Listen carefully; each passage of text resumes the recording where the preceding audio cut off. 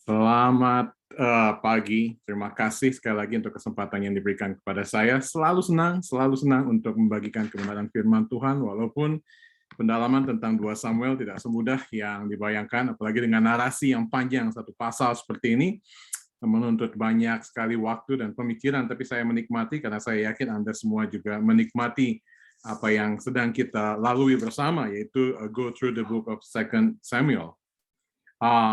Beberapa tahun yang lalu, tepatnya pada waktu American Revolution, ada seorang hamba Tuhan yang bernama Peter Miller. Peter Miller melayani di Reformed Church di Lancaster County, Pennsylvania.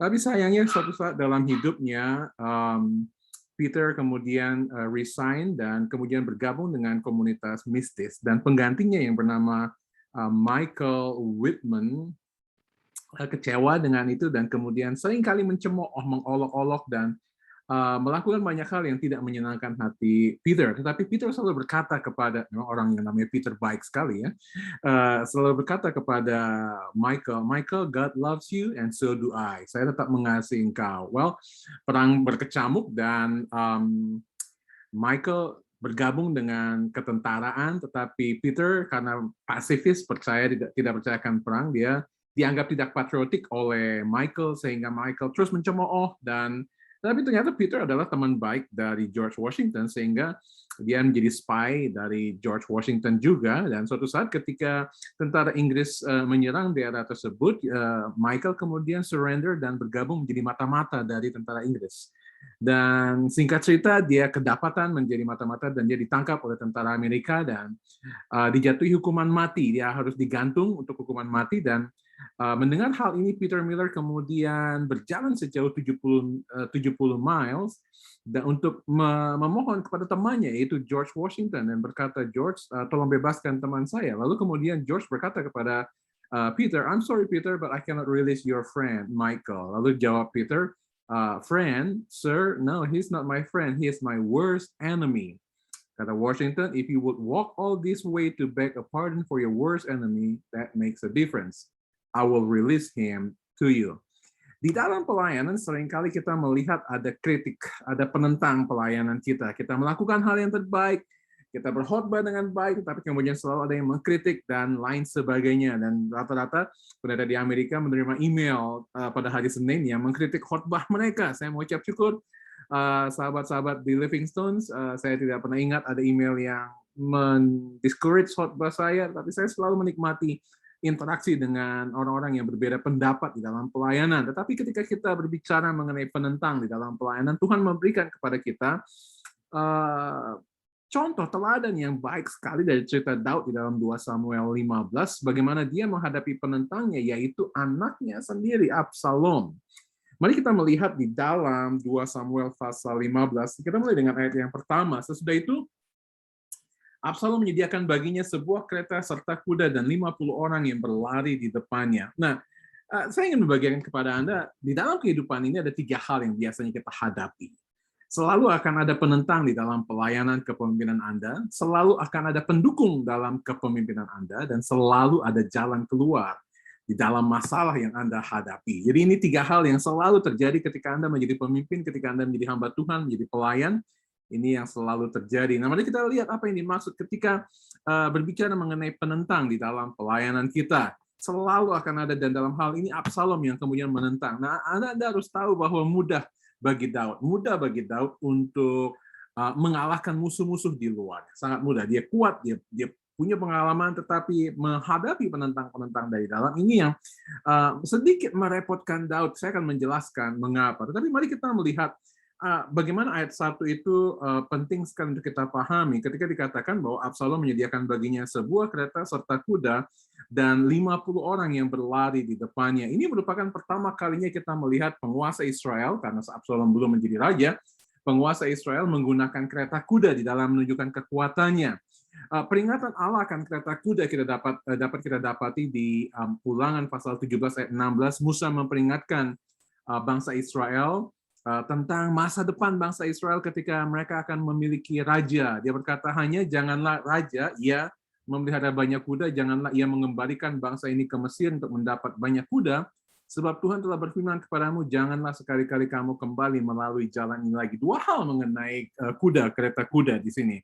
Yang pertama adalah sumber dari kereta kuda, kuda-kuda yang terbaik adalah dari Mesir. Sehingga tentara-tentara dari kerajaan manapun ketika mereka mau membeli kuda-kuda terbaik, mereka akan pergi ke Mesir untuk mendapatkan kuda-kuda terbaik. Tapi Tuhan berkata, nggak boleh kamu kembali lagi ke tempat di mana kamu dulu diperbudak. Dan yang kedua adalah ketika Tuhan berkata, akulah yang akan berperang bagi engkau. Dan Tuhan ingin bangsa Israel mengandalkan kekuatan Tuhan dan bukan kekuatan kereta kuda. Nah, mengingat cerita ketika Gideon dengan hanya 300 tentaranya mampu mengalahkan 135 ribu tentara Midian. Nah, Tuhan ingin bangsa Israel sungguh-sungguh mengandalkan kekuatannya. Ketika bangsa Israel berhadap Samuel dan ingin meminta raja, lalu kemudian menarik sekali bagaimana apa yang dikatakan oleh 1 Samuel di dalam pasal yang ke-8 ayat 11 terjadi apa yang dilakukan oleh Absalom. Inilah yang menjadi hak raja yang akan memerintah kamu itu. Anak-anakmu laki-laki akan diambilnya dan dipekerjakannya pada keretanya dan pada kudanya, dan mereka akan berlari di depan keretanya. Ini yang kemudian dilakukan oleh Absalom. Kita lihat di dalam ayat yang pertama tadi, bahwa Absalom ada 50 orang yang berlari di depannya. Nah, kita melihat apa yang terjadi. Absalom berdiri di depan kota, dikatakan ayat 2, maka setiap pagi berdirilah Absalom di tepi jalan yang menuju pintu gerbang. Setiap orang yang masuk mempunyai perkara dan yang mau masuk menghadap raja untuk diadili perkaranya, orang itu dipanggil Absalom dan ditanyai, dari kota manakah engkau? Apabila ia menjawab, hamba ini datang dari suku Israel anu, maka berkata Absalom kepadanya, lihatlah, perkaramu itu baik dan benar, tapi dari pihak raja tidak ada seorang pun yang mau mendengarkan engkau. Ada orang yang mengatakan, kalau tidak ada masalah, maka Absalom akan membuatnya menjadi masalah. Dan kalau ada masalah kecil, Absalom akan membuatnya menjadi masalah yang lebih besar. Nah, dengan demikian, dia menarik hati orang-orang Israel yang tidak tahu menahu mengenai apa yang sebenarnya dilakukan oleh Daud di sana. Dan kalau kita melihat di dalam ayat yang ke-7, sesudah lewat 4 tahun bertanyalah Absalom kepada raja, izinkanlah aku pergi supaya di Hebron aku bayar nazarku yang telah kuikrarkan kepada Tuhan. Nah, yang pertama, dia punya alasan yang kuat untuk pergi ke Hebron. Dia lahir di sana, Absalom lahir di Hebron. Dan yang kedua, dia memakai alasan penyembahan. Nggak mungkin Daud tidak mengizinkan Absalom untuk pergi ke kotanya sendiri dan untuk membayar nazar yang telah diikrarkannya kepada Tuhan. Sehingga Daud menganggap itu bukan masalah. Tetapi ada satu hal yang saya pelajari di sini adalah bahwa selama 4 tahun, rupanya Daud tidak memperhatikan apa yang terjadi di dalam kerajaannya, dan dia kecolongan, kalau kita bisa mengatakannya, lengah, bahwa ada hal-hal yang dilakukan oleh Absalom dan orang-orang yang setia kepada dia, dan ini luput dari pandangannya. Sehingga kemudian dikatakan bahwa ayat 13, lalu datanglah seorang mengabarkan kepada Daud, katanya, hati orang Israel telah condong kepada Absalom. Karena Anda bayangkan, 4 tahun. Dia terus-menerus menarik hati orang-orang Israel dan mengumpulkan kekuatannya. Apa yang dilakukan oleh Daud adalah kemudian dia berkata kepada pegawai-pegawainya, bersiaplah, ayat 14, marilah kita melarikan diri, sebab jangan-jangan kita tidak akan luput daripada Absalom. Pergilah dengan segera supaya ia jangan dapat lekas menyusul kita dan mendatangkan celaka atas kita dan memukul kota ini dengan mata pedang. Nah, sekilas saya melihat Daud yang punya hanya dengan 600 tentara pada waktu itu, dia berani melawan Filistin, dia berani melakukan banyak hal. Saya yakin sebenarnya Daud dapat saja menaklukkan Absalom, tetapi saya sangat meyakini bahwa Daud menjaga supaya tidak ada pertumpahan darah di antara rakyatnya, tidak ada perang saudara di antara rakyatnya, sehingga dia memilih untuk mengalah.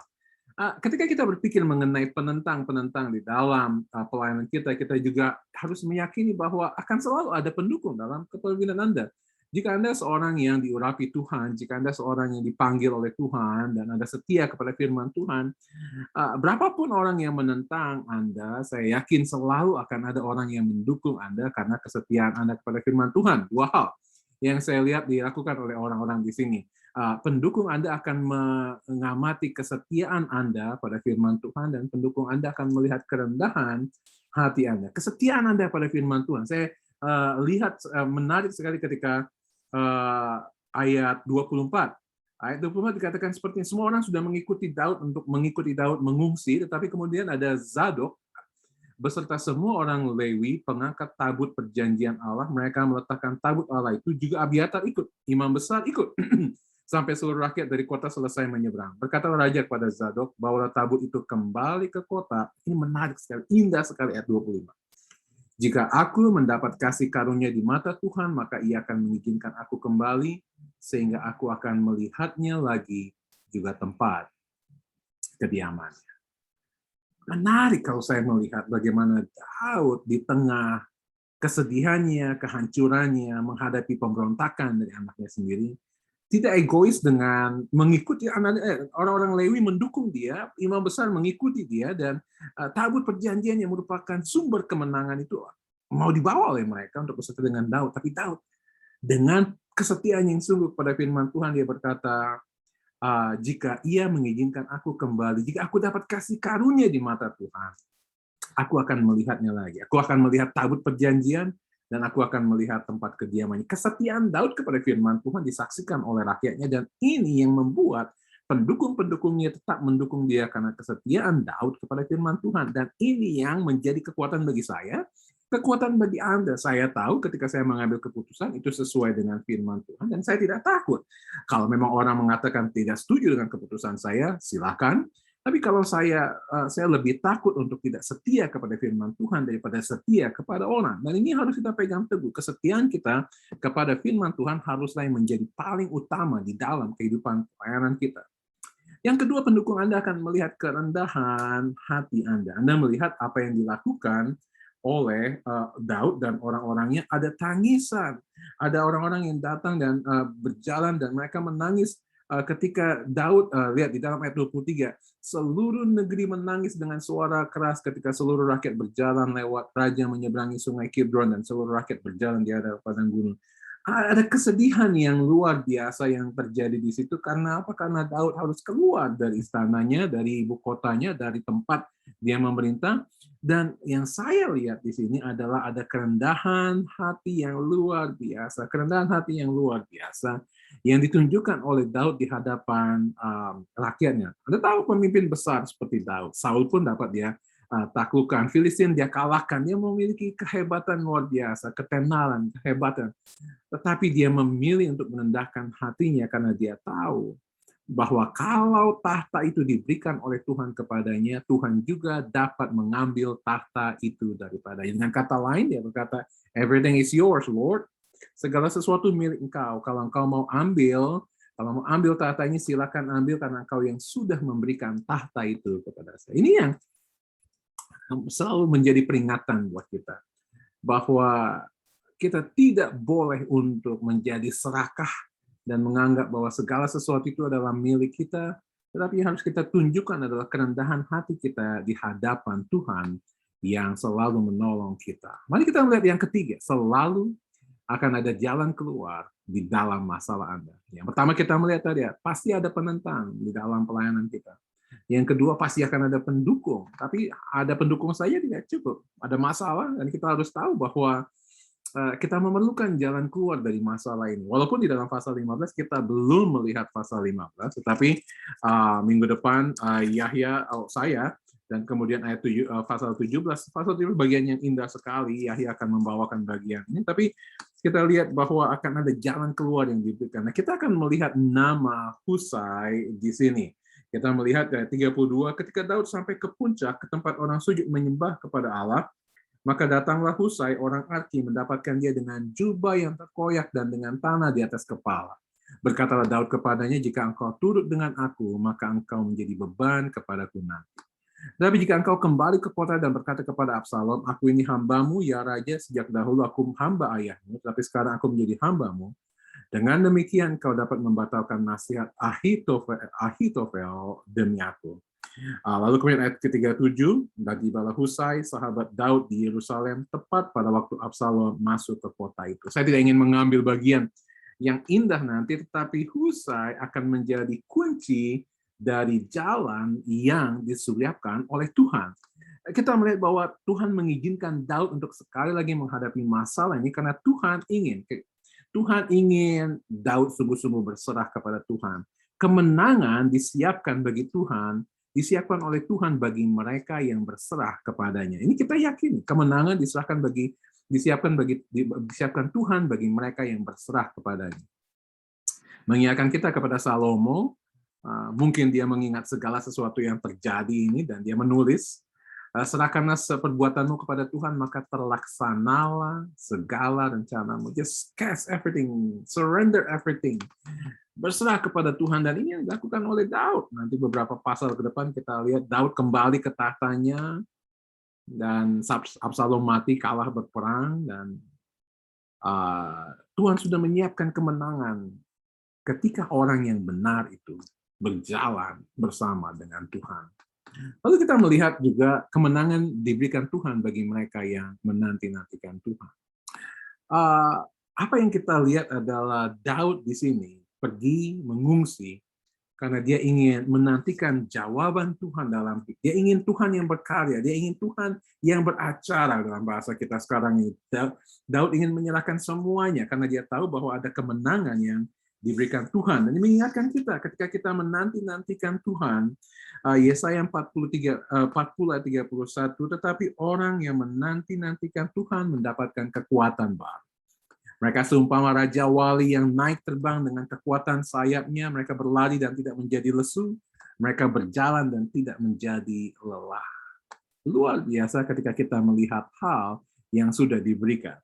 Ketika kita berbicara mengenai penentang kita, berbicara mengenai orang yang mengkritik kita, tulisan dari Ernest Hemingway mungkin baik untuk kita lihat juga. Critics are men who watch a battle from a high place, then come down and shoot the survivors. Sudah selesai semuanya, ada orang yang bertahan, barulah orang-orang kritik kita, pengkritik penentang inilah yang melakukan hal-hal tersebut.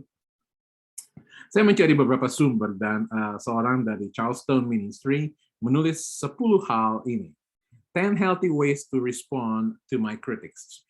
10 cara yang sehat untuk menanggapi kritikus-kritikus kita, penentang-penentang. Dan dia berkata, sebenarnya 9, but I'd love to hear your 10. Oleh karena itu, dalam diskusi nanti, kalau Anda ada 15, mungkin berikan yang ke-10 Anda, berarti ada 15 jawaban yang baru. Bagaimana menurut Anda meresponi kritikus penentang-penentang dalam pelayanan? Jadi itu yang akan kita diskusikan nanti. Yang pertama dikatakan, give them your ear, but within reason. Don't allow someone to destroy you with caustic criticism. Dengarkan. Amsal juga selalu mengatakan hal tersebut. Dengarkan orang fasik. Tapi dikatakan within reason, dengan hal-hal sebatas-batas tertentu, tetapi jangan biarkan seorang lain menghancurkan engkau dengan kritikan mereka. Let your body language communicate that you are really trying to understand their criticism.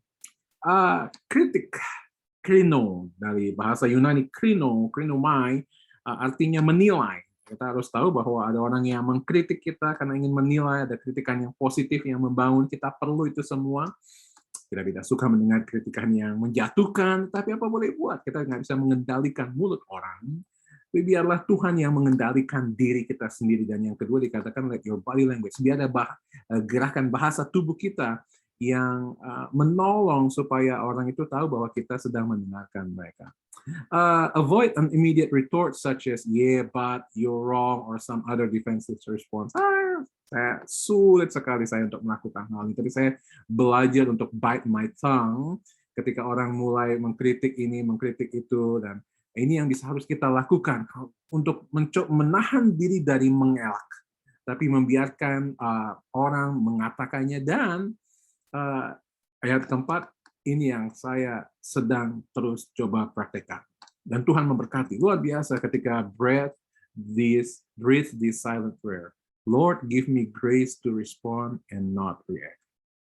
Di dalam beberapa kali rapat, ketika saya sungguh-sungguh tidak suka dan saya ingin sekali menggebrak meja, mungkin ingin merespon dengan cara yang kasar, dengan cara yang lebih pintar, mungkin saya lebih berdoa dan meminta Tuhan menguasai diri saya, karena respon dari saya lah yang akan menentukan selanjutnya. Kalau saya meluap-luap dan marah, dan yang tentu akan mengacaukan segalanya. Before responding, take a few moments to check what you're about to say. Lincoln suggested that when we get angry, we should count to 100 before responding. Lama juga sampai 100, tetapi artinya ini menolong kita, satu, menguasai diri kita. Kedua, menolong kita untuk berpikir dengan tenang, dengan jernih apa yang harus kita jawab. Okay. Saya senang sekali melihat debat-debat Presiden Amerika Serikat, luar biasa. Kecuali Presiden Trump yang tidak perlu menunggu untuk menanggapi orang lain, tapi kalau kita melihat luar biasa cara masing-masing menanggapi dan bagaimana kita dapat memberikan respons. Yang keenam, look for the proverbial grain of truth in the criticism and learn from it. Saya percaya ada banyak kritikan yang baik yang diizinkan oleh Tuhan. Tuhan memakai orang-orang yang menentang kita untuk mengkritik, dan saya bertumbuh berapa tahun, 8-7 tahun saya melayani di Living Stones, bertumbuh luar biasa di dalam kepemimpinan saya, penggembalaan saya, karena ada kritikan-kritikan yang membangun yang diberikan oleh banyak dari Anda yang melayani bersama-sama, dan saya take it untuk bekal dalam pelayanan saya. If you see more than a grain of truth and you cannot process it alone, seek feedback from a safe person in your life. Ya. Penting. Jadi saya adalah orang yang seperti itu, yang ketika ada masalah saya nggak bisa tahan dalam diri saya sendiri. Saya harus cari accountability partner saya. Saya punya beberapa teman hamba Tuhan yang saya selalu tukar pikiran ketika ada masalah dalam kuliah, masalah dalam pelayanan, pekerjaan. Saya tidak mau menyimpan itu sendiri karena saya tahu keterbatasan saya. So, nasihat saya adalah untuk punya accountability partners, orang-orang yang dapat yang mature enough spiritually untuk dapat menolong Anda, memberikan feedback kepada Anda. Yang kedelapan, ask God to keep you approachable to your critics within reason. You probably don't want to vacation with them. Jadi ini yang paling sulit, bagaimana setelah selesai perdebatan dan kemudian datang salaman dan mengatakan biasa-biasa saja semuanya, karena ini yang harus terjadi di dalam pelayanan kita. Staff saya pada waktu saya mulai melayani di LLB, 3 minggu setelah saya melayani, seorang staff manajer saya kemudian datang dan memberikan kritikan yang cukup, dan setelah 1 jam berdiskusi agak hangat, cukup hangat, saya meminta dia keluar dari ruangan karena waktu itu Anda tahu saya agak sedikit punya blood pressure, darah tinggi saya sudah mulai naik, dan saya berkata silakan keluar dari ruangan saya. Saya tidak mengusir dia, mengusir tapi bukan dengan maksud yang jahat, tapi karena saya ingin menguasai blood pressure saya minta dia keluar, dan setelah itu saya datang dan saya berkata kepada dia, minta maaf ini demi kesehatan saya minta Anda keluar. Dan yang saya lihat dari manajer saya adalah dia memberikan kritik kepada rencana saya dan bukan kepada, it's not a personal one, so it's a project one, it's not a personal one. Learn from your critics on how best to deliver criticism to others. When someone delivers criticism that you receive well, ask yourself what they did that made it easier to receive. For those who botch it, remember to avoid those tactics. Ini penting sekali untuk dapat belajar dari orang yang menentang kita. Mengucap syukur kalau orang-orang yang mengkritik itu menyampaikannya dengan sangat amat baik. Ada 1-2 di Living Stones yang memberikan kritik kepada saya dan suaranya tidak pernah naik. Saya mengasihi, saya tahu mereka mengasihi saya. Ada orang yang naik terus suaranya, tapi saya tahu mereka juga mengasihi saya. Saya pikir kita perlu belajar saling mengasah besi, menajamkan besi, mengasah besi, besi menajamkan besi. Yang ke-10, silakan. Mulai dari Peter, mulai dari Yahya, kemudian Angga, dan semua memberikan bagaimana cara yang Anda pilih untuk menghadapi orang-orang yang mengkritik Anda. Nah, ada cerita lagi yang menarik sebagai penutup. Martin Luther King dalam satu rally di New York, seorang wanita mendekati dia dan memakai envelope opener, pisau envelope opener, menusuk Martin Luther King. Wanita ini ditangkap dan ketika diperiksa ternyata dia tidak waras. Dia dimasukkan ke rumah sakit khusus untuk perawatan mental, dan yang luar biasa dari Martin Luther, dia berkata seperti ini. This person needs help. She is not responsible for the violence she has done me. Don't do anything to her. Don't persecute her. Get her healed. Dokter yang merawat Martin Luther mengatakan bahwa aortanya kena dan dia hampir saja meninggal. Tapi ketika dia mampu untuk berbicara dan dia mendengar bahwa wanita ini akan dijatuhi hukuman, dia berkata, lebih baik sembuhkan dia. Lebih baik sembuhkan. So, sebagai penutup, Diskusikan tadi yang ke-10 hal tersebut, hal apa yang ke-10 yang Anda dapat lakukan untuk menghadapi penentang-penentang Anda. Tetapi saya ingin ingatkan sekali lagi bahwa di dalam pelayanan tidak mungkin kita melayani tanpa ada penentang, tanpa ada kritikus di dalam kehidupan kita. Tuhan memberikan itu untuk dapat menolong kita bertumbuh lebih baik. Saya buktinya, saya bertumbuh luar biasa karena 95% saya yakin orang-orang yang mengkritik saya di Living Stones adalah orang-orang yang mencintai saya, mengasihi pekerjaan gereja kita, dan saya bertumbuh, gereja bertumbuh. Yang kedua, ketika ada penentang, Tuhan pasti akan memberikan pendukung-pendukungnya. You will never left alone. Tuhan tidak akan pernah meninggalkan Anda sendiri ketika, tadi saya katakan, ketika Anda setia kepada firman Tuhan, dan ketika Anda hidup di dalam kerendahan hati, pasti Tuhan akan memberikan pendukung-pendukung yang akan terus menguatkan tangan Anda.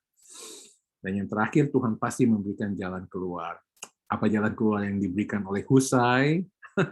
Saya tidak ingin mencuri jatah Yahya. Saksikan 2 minggu lalu, 2 minggu lagi, dan minggu depan kita akan melihat lagi kelanjutan dari bagian ini. Dan saya ingin menolong kita untuk berpikir, kenapa ada 4 atau 5 pasal yang diberikan oleh 2 Samuel menceritakan apa yang dilakukan oleh Absalom dan pergumulan antara Daud dan Absalom. 5 pasal. Karena Tuhan ingin Daud tetap terus belajar walaupun dia sudah memiliki kejayaan seperti itu.